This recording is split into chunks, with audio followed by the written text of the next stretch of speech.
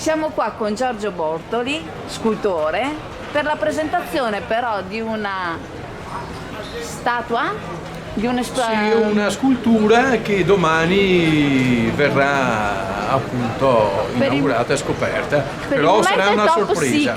Top secret, sarà una sorpresa, quindi dovete assolutamente domani mattina alle 11 venire qui in Corso del Popolo, nella loggia dei Bandi, vicino al comune. Anche perché sarà una mattina molto particolare. Sarà una mattina ricca di eventi, di situazioni, di cose anche storiche, però non voglio svelare. Non possiamo svelare niente, dobbiamo mantenere il massimo riservo. Massimo riservo, assolutamente. Perfetto, allora ci vediamo domani qua in piazza. Grazie, vi Grazie aspetto. a te. Grazie. Arrivederci, grazie.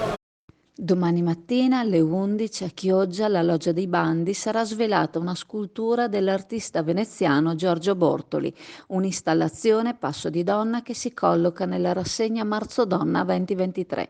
Oltre a questa iniziativa di importante significato ci sarà un corteo storico che giungerà dalla vicina Venezia via Acquea.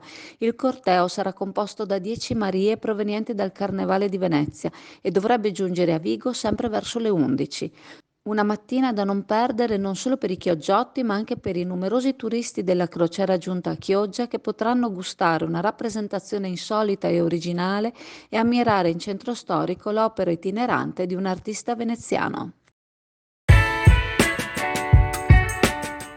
Passa all'Indiga a trascorrere una pausa in relax e vista mare.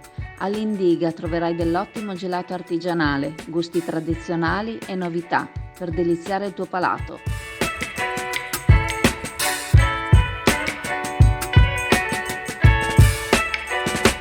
Indiga a Sottomarina ti aspetta.